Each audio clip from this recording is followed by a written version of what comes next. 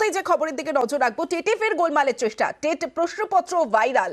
পরীক্ষা চলাকালীন মোবাইলে প্রশ্নপত্র, কিভাবে মোবাইলে প্রশ্নপত্রের ছবি, তদন্তের নির্দেশ পর্ষদের। আর এই প্রশ্নপত্র ভাইরাল হতেই আমাদের প্রতিনিধিরা বিভিন্ন জায়গায় গিয়েছিল, পরীক্ষার্থীদের কাছে গিয়েছিল, তাদের কি প্রতিক্রিয়া শোনাবো। এটা এসছে, এটা তো এসছে, আমরা আরে লোগোটা লাগছে।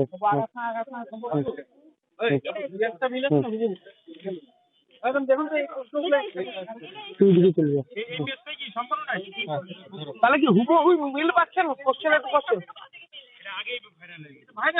অনেকক্ষণ ঘন্টা খানেক আগে একদম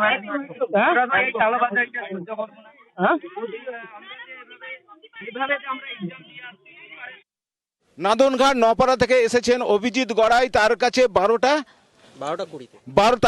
12টা 20 সামাজিক মাধ্যমে সোশ্যাল মিডিয়ায় চলে এসছে আজকের যে টেট পরীক্ষা এখন অনুষ্ঠিত হচ্ছে তার প্রশ্নপত্র তিনি সামাজিক মাধ্যমেই পেয়ে গেছেন 12টা 20। ভাবা যায় দাদা, দেখা যাচ্ছে এই প্রশ্নপত্রই আপনারা পরীক্ষা দিলেন, যা 12টা 20 অনেকের হাতে চলে এসেছে, কি বলবেন?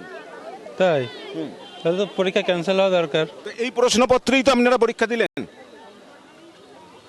হ্যাঁ হ্যাঁ, একদম একদম তাই তো? একদম। হ্যাঁ, কখন বেরিয়েছে এটা? 12টা 20 বেরিয়ে গেছে। একজন বললেন 12টা 20 পেয়ে গেছে। অঙ্কটা টাফ কোশ্চেন করেছে, দাও অঙ্কটা টাফ হয়েছে একটু। না, এই প্রশ্নপত্রই আপনারা পরীক্ষা দিলেন, পরীক্ষা শুরুর 20 মিনিটের মধ্যে সেটা বাইরে বেরিয়ে গেছে। এটা সাংঘাতিক ব্যাপার তো, এইটা তো মানা মুশকিল আছে। পরীক্ষা করা কি দরকার? পরীক্ষা করে তো কোনো লাভ হয়নি এভাবে যদি প্রশ্নপত্র আউট হয়। তাহলে যারা এই প্রশ্নপত্র পেয়ে গেছে তারাই তো পেয়ে যাবে আগে। কাজ সামলে পরীক্ষা দিলেন একটা চাকরির আশায়। কি বলবো বলুন তো, এটা আমরা আমাদের কাজ করছি, এরপরে এটা পরীক্ষা ভালো হয়েছে, জানি না কি হবে। প্রশ্নপত্র ফাঁস হয়ে গেল, প্রশ্নপত্র ফাঁস, একদম 12টা 20 বেরিয়ে গেছে। এমা, এটা তো আমরা সত্যিই জানি না, এটা আমাদের কাছে আনএক্সপেক্টেড। মানে ভালোভাবেই চেকিংটা হয়েছে, খুব কড়াকড়ি। ইভেন আমি ক্লিপ হেয়ার ব্যান্ড আমি গাছে ঝুলিয়ে রেখে গেছি, মানে এত কড়া মেহনতটা বিফলে হলো। পর্ষকে হয়তো কোথাও গাফিলতি ছিল, পর্ষদে কোথাও ফাঁক ফোকর ছিল, নাহলে কোশ্চেন ফাঁস হয় কি করে? বারবার ফাঁস হয়ে হাইকোর্টে কেস হয়ে যায়, এই জন্য নিয়োগ প্রক্রিয়া থমকে থাকে। ক্যামেরায় সন্দীপ পালের সঙ্গে শরদিন্দু ঘোষ, নিউজ 18 বাংলা, বর্ধমান। সরাসরি চলে যাব, সোমরাজ রয়েছে আমাদের সঙ্গে, সোমরাজের সঙ্গে কথা বলবো। সোমরাজ, প্রথমেই যে বিষয়টা জানতে চাইবো যে পরীক্ষার্থীদের পক্ষে কি প্রশ্নপত্র ভাইরাল করা সম্ভব?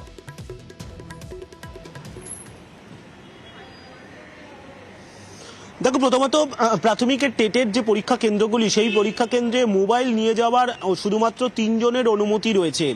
প্রথম হচ্ছেন যিনি কনভেনার পরীক্ষা কেন্দ্রের, দ্বিতীয়ত হচ্ছে অফিসার ইনচার্জ এবং তৃতীয়ত হচ্ছে সেন্টার ইনচার্জ। এই 3 জনের মোবাইল ব্যবহার করার অনুমতি রয়েছে। তবে সেই ব্যবহার করতে গেলে তাকে একটি লগ বুকে সই করে তবেই সেই মোবাইল ফোন ব্যবহার করতে পারবেন, তেমনটাই প্রাথমিক শিক্ষা পর্ষদের তরফে গাইডলাইন ছিল। এছাড়া অন্য কেউ মোবাইল ফোন ব্যবহার করতে পারবেন না।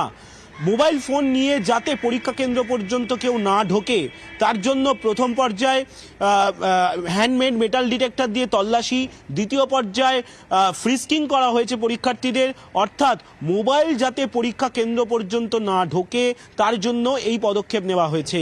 এবারে প্রত্যেকটি পরীক্ষা কেন্দ্রে এই অফিসার ইনচার্জ, সেন্টার ইনচার্জ বা কনভেনার যারা সাধারণত বাইরের লোক হয়, সেই পরীক্ষা কেন্দ্রের সঙ্গে যুক্ত তারা থাকেন না, বা সেই স্কুলের কোনো আধিকারিক তারা নন, তারা বাইরের লোক, তাদেরকে নিয়োগ করে সরাসরি প্রাথমিক শিক্ষা পর্ষদ।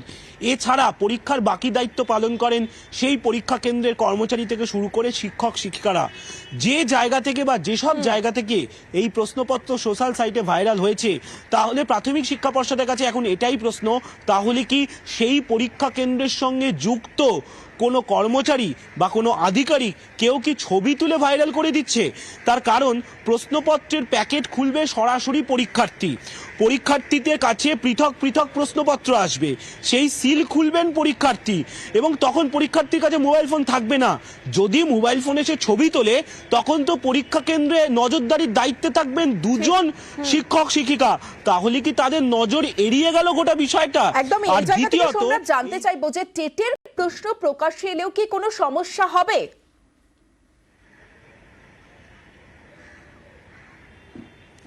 দেখো, প্রাথমিক শিক্ষা পর্ষদ দাবি করছে কোনো সমস্যা হওয়ার কথা নয়। তার কারণ প্রত্যেক পরীক্ষার্থীদের কাছে সমান অর্থাৎ একই সেটের প্রশ্নপত্র যায় না। অর্থাৎ যদি কোনো পরীক্ষার্থী একই বেঞ্চে যদি দুজন পরীক্ষার্থী বসে থাকেন তাহলে দুজন পরীক্ষার্থী একই প্রশ্নপত্রে সেট পাবে না, বিভিন্ন রকম সেট করা হয় প্রশ্নপত্রের। ফলত প্রশ্নপত্র যদি সোশ্যাল সাইটে ভাইরাল হয় তাতে পরীক্ষার্থীদের খুব একটা উপকার হবে না, এটা হচ্ছে এক। আর দুই, পরীক্ষার্থীরা যে সকাল 9:30টার পর থেকে সকাল 11টার মধ্যে পরীক্ষা কেন্দ্রে ঢুকে গেল, তারপর দুপুর 2:30টার আগে পরীক্ষা কেন্দ্র থেকে তারা বেরোতে পারেননি, অন্তত পর্ষদের তেমনটাই দাবি। ফলত প্রশ্নপত্র সোশ্যাল সাইটে ভাইরাল হয়ে গেলেও তাতে কোনো উপকার নেই পরীক্ষার্থীদের যে সেই উত্তর তারা জেনে লিখে দেবেন। কারণ পরীক্ষার্থীরা তোমাকে পর্ষদ এই বিষয়ে কি বলছে, পর্ষদের পরবর্তী পদক্ষেপ কি?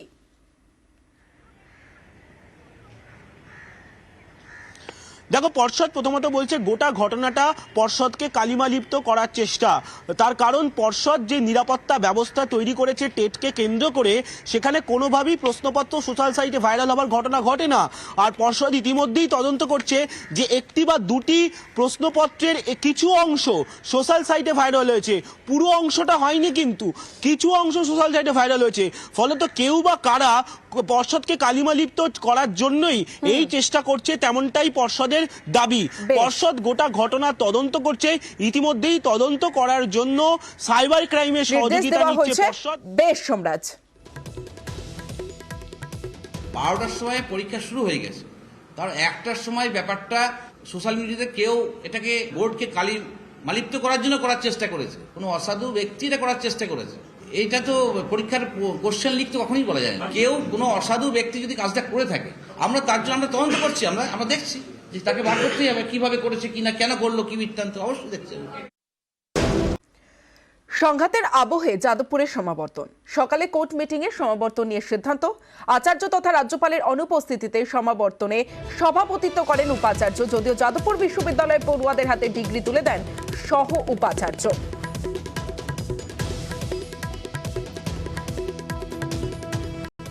আপনার স্টেপ হবে আজকের কনভোকেশন হয়ে গেলে আমার অনেকদিন প্রচুর পরিশ্রম গেছে, এবার একটু ঘুমন।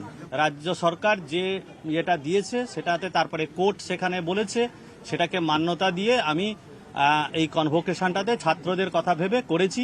দেখুন, ভিসি পোস্টের জন্য আমি লালায়িত নই, তবে আমি রাজ্য সরকারকেও ধন্যবাদ দিচ্ছি, চ্যান্সেলর স্যারকেও ধন্যবাদ। সমাবর্তনের পর রাজ্যপালকে নিশানা শিক্ষামন্ত্রী ব্রাত্য বসুর। মধ্যরাতে খেয়াল চাপলো আর সমাবর্তন বন্ধ করতে বললাম, এ হতে পারে না, ছাত্রছাত্রীদের উপকার হয়েছে, আমরা খুশি, মন্তব্য করেছেন শিক্ষামন্ত্রী ব্রাত্য বসু। কনভোকেশনটা হয়েছে ছাত্রছাত্রীদের জন্য, অনেক দূর দূর থেকে ছাত্রছাত্রীরা আসে, হঠাৎ করে মাঝরাতে কোনো একটা খেয়াল চাপলো, কনভোকেশন বন্ধ করে দিতে বললাম, এ হতে পারে না। ফাইনালি ছাত্রছাত্রীদের উপকার হয়েছে, আমরা খুশি। যাদবপুরের সমাবর্তন নিয়ে কড়া রাজ্যপাল। শিক্ষা দপ্তর বিশ্ববিদ্যালয়ের স্বাধীনতা ধ্বংস করছে, সুপ্রিম কোর্টের নির্দেশ মানছে না, ক্যাম্পাসে রাজনীতি বরদাস্ত নয়, কড়া বার্তা দিয়েছেন রাজ্যপাল সিভি আনন্দ বোস। যাদবপুরের সমাবর্তন নিয়ে কড়া রাজ্যপাল সিভি আনন্দ বোস। শিক্ষা দপ্তর বিশ্ববিদ্যালয়ের স্বাধীনতা ধ্বংস করছে, রাজ্য সুপ্রিম কোর্টের নির্দেশ মানছে না, মন্তব্য করছেন রাজ্যপাল সিভি আনন্দ বোস। ক্যাম্পাসে রাজনীতি বরদাস্ত নয়, কড়া বার্তা দিয়েছেন রাজ্যপাল সিভি আনন্দ বোস। আর এই নিয়েই শুরু হয়েছে রাজনৈতিক চর্চা। অ্যাপয়েন্টিং অথরিটি রাজ্যপাল, কোর্ট বারবার প্রমাণ করে দিয়েছে, supreme court of the matter গেছিল, কোর্টের রায়ের অবমাননা করার ক্ষমতা না মুখ্যমন্ত্রীর আছে, না আমার আছে, না রাজ্যপালের আছে।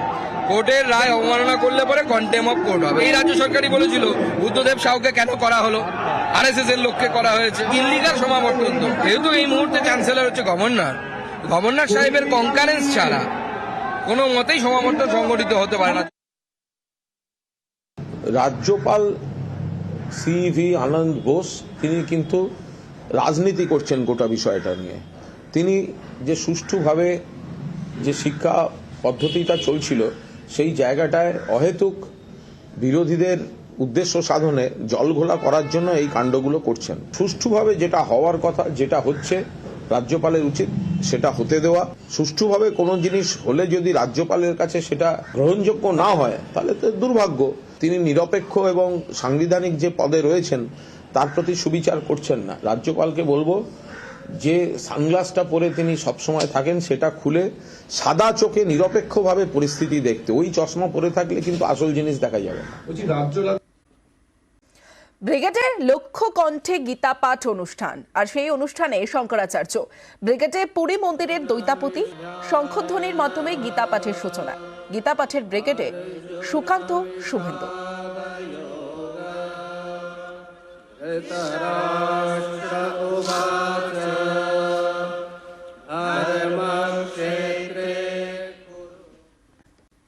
এবার শান্তিনিকেতনের দিকে নজর রাখবো, কারণ শুরু হলো পৌষ মেলা। ভার্চুয়ালি মেলার উদ্বোধন করেছেন মুখ্যমন্ত্রী মমতা বন্দ্যোপাধ্যায়। বৈতালিক ব্রহ্ম উপাসনা মন্ত্র পাঠের মধ্যে দিয়ে সূচনা হয়েছে এই মেলার। ইন্দ্রজিৎ রুজ রয়েছে আমার সঙ্গে, ইন্দ্রজিতের সঙ্গে কথা বলবো। ইন্দ্রজিৎ, 2019-এর পর প্রায় 4 বছর পর সেই পূর্বপল্লীর মাঠে ফিরল পৌষ মেলা। একদমই তাই, একদম যেটা তুমি বললে যে একদম 3 বছর পর 2019 সালে কিন্তু শেষ বছর বারের মতো পূর্বপল্লী মাঠে মেলা হয়েছিল। আবার সেই মাঠেই ফিরল মেলা, যদিও এই মেলা আয়োজন কিন্তু বিশ্বভারতী করেনি, করেছে পশ্চিমবঙ্গ সরকার। আর এবং সকালে যেমনটা অন্যান্য বছর যেমন হয়ে থাকে, যেমন সূচনা হয়েছে ছাতিমতলাতে উপাসনা অর্থাৎ রবীন্দ্রসঙ্গীত গান বৈদিক মন্ত্রপাঠের মধ্যে দিয়ে পৌষ উৎসবের সূচনা হয়েছে। এবং ঠিক তারপরই বেলা 11টা নাগাদ পশ্চিমবঙ্গের মুখ্যমন্ত্রী মমতা বন্দ্যোপাধ্যায় ভার্চুয়ালি ভাবে মেলার যে বাউল মঞ্চ সেই মঞ্চের উদ্বোধন করেছেন। এবং সেখানে জেলা শাসক যেমন উপস্থিত ছিলেন তেমনই উপস্থিত ছিলেন বিশ্বভারতীর উপাচার্যও। তারা সবাই মিলেই কিন্তু আজকে এই মেলার উদ্বোধন করেছেন। বেশ ইন্দ্রজিৎ, আমরা জানি যে বিশ্বভারতী যে পৌষ মেলা সেটা বিশ্বের একটি বিশ্ব প্রাঙ্গণে মেলার রূপ নেয়, যেখানে প্রচুর মানুষ উপস্থিত হয়ে তাই মেলার সাথে সংযুক্ত হয়ে যান। পৌষ মেলা গান ছাড়া ওই রাঙামাটি পথ আমার মন হৃদয়ে কবি রবীন্দ্রনাথ ঠাকুরের যে কন্ট্রিবিউশন তারা পৃথিবীর জন্য তা কখনোই আমরা বুঝতে পারি না। সতর্কতার সাথে, সাবধানতার সাথে, ভালোবাসার সাথে বিশ্বভারতী আমাদের সমস্ত পরিবেশকে রক্ষা করে সুন্দরভাবে এই মেলা আপনারা করুন।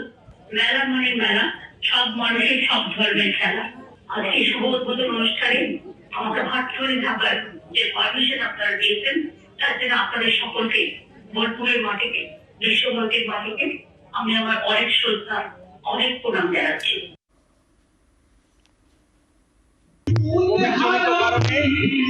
বছর এই মেলা এখানে হতে পারে, আর এখানে সবার সামগ্রিকভাবে সবার উপস্থিতিতে আমাদের বিশেষ করে আমাদের রাজ্যের মাননীয় মুখ্যমন্ত্রী তার সুভাষিত বক্তব্যে আমাদের আনুষ্ঠানিক উদ্বোধন হয়েছে। রাজ্য প্রশাসনের পক্ষে জেলা প্রশাসন এখানে এই পৌষ মেলা সংগঠিত করছে। মেটেলের একটা ছবি দেখাবো আপনাদের। প্রথমে ছবিটা দেখুন, যে ভিডিও ইতিমধ্যেই সোশ্যাল মিডিয়ায় ভাইরাল। যে ছবি আপনারা দেখছেন, রিসর্টের কর্মীদের মারধর করছে কে? উর্দিধারী মাতাল পুলিশ। যে ছবি আপনারা দেখছেন, মেটালের ছবি দেখছেন, ইউনিফর্মে মাতাল পুলিশ কর্মী তাণ্ডব রিসর্টে। যে ছবি আপনারা দেখছেন, সরাসরি চলে যাব, রকি রয়েছে আমার সঙ্গে, রকির সঙ্গে কথা বলবো। রকি, যে ছবি সোশ্যাল মিডিয়ায় ভাইরাল হয়েছে, যে ভাইরাল ভিডিও আমরা দেখতে পাচ্ছি, যে রিসর্টে মাতাল পুলিশ কর্মীর তাণ্ডব, ঠিক কি কারণে এই পুলিশ কর্মীর তাণ্ডব, কি জানতে পারছো? সমস্যায় তোমাকে প্রথমে বলে রাখতে চাইব, ডুয়ার্সের মেটলি থানার অন্তর্গত একটি বেসরকারি রিসর্টে মধ্য পুলিশ কর্মী, তাও আবার উর্দিধারী, রীতিমতো তাণ্ডব চালালো এবং সেই রিসর্টের কর্মীদের কিন্তু মারধরের অভিযোগ উঠেছে। এই ঘটনায় রীতিমতো চাঞ্চল্য ছড়িয়েছে। অভিযোগ রয়েছে গতকাল রাতে আচমকাই সেই মধ্য পুলিশ কর্মী সেই রিসর্টে যান এবং সেখানে একটি রুম চান, এবং পর্যাপ্ত পরিমাণে রুম না থাকার কারণে তারা কিন্তু সাফ জানিয়ে দেয় যে রুম নেই। এরপরে কিন্তু বেজায় ছুটে যায় সেই পুলিশ কর্মী এবং রীতিমতো সেই রিসর্টের কর্মীদের উপরে ঝাঁপিয়ে পড়ে এবং বেধড়ক মারধর করে বলে অভিযোগ। শুধু যে তাই এমনটা নয়, সেখানে যে সকল পর্যটকেরা এসেছিলেন, পর্যটকের গাড়ির যে চালক তাকেও মারধর করা হয় বলে অভিযোগ। রীতিমতো আতঙ্কে রয়েছে পর্যটকেরা, এমনটা কিন্তু জানিয়েছেন। এই ঘটনার পরিপ্রেক্ষিতে যে পর্যটন ব্যবসায়ীরা কিন্তু রীতিমতো আঙ্গুল তুলেছে প্রশাসনের দিকেই, কারণ এই সময় কিন্তু ভরা মরশুম রয়েছে পর্যটকদের। আর এই জায়গায় যেখানে নিরাপত্তা দেওয়ার কথা প্রশাসনকে, সেই জায়গায় যদি উর্দিধারী এই যে অফিসাররা রয়েছে তারা মধ্য মদ্যপ অবস্থায় তারাই যদি হামলা চালায়, সেক্ষেত্রে কিন্তু তারা আতঙ্কের মধ্যে রয়েছে এবং ব্যবসায় ঘাটতি হবে বলে আশঙ্কা করেছে। আর রীতিমতো আতঙ্কিত পর্যটকেরা। তমশ্রী। বেশ রকি। কিছু অফিসার মদ্যপ অবস্থায় রিসোর্টে আসার পরে ওরা রুম অ্যাভেলেবেল না থাকার কারণে যে রিসোর্টের ম্যানেজার ছিল তার সঙ্গে বচসা হয়, এমনকি জোর জবরদস্তি অবস্থাতে রিসোর্টে রুম নেয়, এমনকি ম্যানেজারদের মারধর করে, হোটেলের ম্যানেজারদের। কিন্তু ওদের যা ব্যবহার, যা গালিগালাজ, তাতে আমরা আতঙ্কিত হওয়ার পরে আবার হয়তো রুমে গেছি। একজন এএসআই, সম্ভবত উনি এএসআই হবে, উনি এসে মারধর হয়েছে, ওনার উপরেও চড়া হয়েছে। এরকম যদি আগামী দিন হতে থাকে তাহলে আমরা তো আগামী দিনে আসতেও আমাদের সমস্যা। এবার যে ছবি আপনাদের দেখাবো, কাল বড়দিন, তার আগেই ফেস্টিভ মুডে গোটা রাজ্য। সকাল থেকে, রবিবার সকাল থেকে যে ছবি আমরা দেখতে পাচ্ছি, রবিবাসরীয় সকাল, ইকো পার্কের ছবি আপনারা দেখতে পাচ্ছেন। ইকো পার্কে প্রচুর মানুষ ভিড় জমিয়েছেন, 8 থেকে 80 সবার ডেস্টিনেশন যেন ইকো পার্কের ছবি, তাই বলছে। বড়দিনের আগেই ছুটির শুরু, কারণ আজ রবিবার। সকাল থেকেই পিকনিক মুডে গোটা বাংলা। 3 জায়গার ছবি দেখছেন, ইকো পার্কের ছবি, অন্যদিকে পার্ক স্ট্রিটের ছবি দেখাচ্ছি। আলোর রোশনাই পার্ক স্ট্রিটে, এবং পার্ক স্ট্রিটে গতকাল থেকে প্রচুর মানুষ ভিড় জমিয়েছেন, সেই ছবি আমরা দেখাচ্ছি। অন্যদিকে ব্যান্ডেল চার্চের ছবিও দেখাচ্ছি আপনাদের।